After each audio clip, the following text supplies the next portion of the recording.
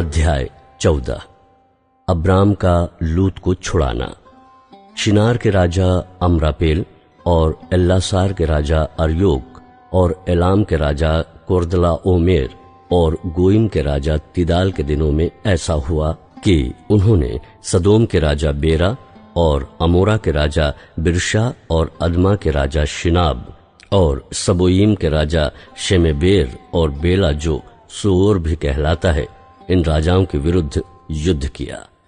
इन पांचों ने सिद्दीम नामक तराई में जो खारे ताल के पास है एका किया।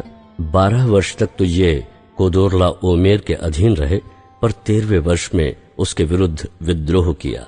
14वें वर्ष में कोदोरला ओमेर और उसके संगी राजा आए और अस्तरोत्कनम में रपाइयों को और हाम के जूजियों को और शाबे किरियातेम में एमियों को और सेईर नामक पहाड़ पर होरियों को मारते मारते उस एल्पारान तक जो जंगल के पास है पहुंच गए। वहां से वे लौटकर इनमें पशात को आए जो कादेश भी कहलाता है, और अमालेकियों के सारे देश को और इन एमोरियों को भी जीत लिया जो हस्सोन तमार में रहते थे। तब सदोम, अमोरा, अदमा, सबोईम और बेला जो सोअर भी कहलाता है, इनके राजा निकले और सिद्दीम नामक तराई में उनके साथ युद्ध के लिए पांति बांधी।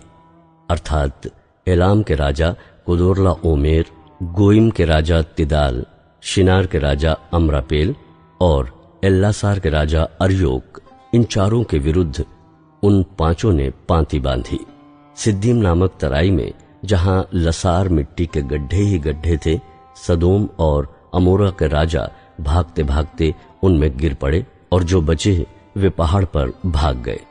तब वे सदोम और अमोरा के सारे धन और भोजन वस्तुओं को लूट पाट कर चले गए, और अब्राम का भतीजा लूत जो सदोम में रहता था उसको भी धन समेत वे लेकर चले गए। तब एक जन जो भाग कर बच निकला था, उसने जाकर इब्री अब्राम को समाचार दिया।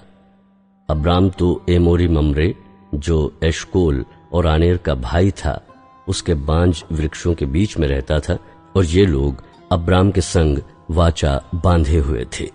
ये सुनकर कि उसका भतीजा बंदी बना लिया गया है, अब्राम ने अपने 318 शिक्षित युद्ध कौशल में निपुण दासों को लेकर जो उसके कुटुंब में उत्पन्न हुए थे, अस्त्र शस्त्र धारण करके दान तक उनका पीछा किया, और अपने दासों के अलग अलग दल बांधकर रात को उन पर चढ़ाई करके उनको मार लिया, और होबा तक जो दमिश्क के उत्तर की ओर है उनका पीछा किया, और वो सारे धन को और अपने भतीजे लूत और उसके धन को और स्त्रियों को और सब बंदियों को लौटा ले आया।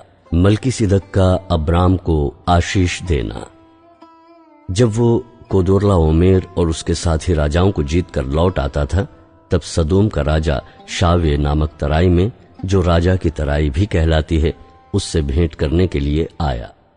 तब शालेम का राजा मलकीसिदक जो परम प्रधान ईश्वर का याजक था, रोटी और दाख मधु ले आया, और उसने अब्राम को यह आशीर्वाद दिया, परम प्रधान ईश्वर की ओर से जो आकाश और पृथ्वी का अधिकारी है, तू धन्य हो, और धन्य है परम प्रधान ईश्वर जिसने तेरे द्रोहियों को तेरे वश में कर दिया है।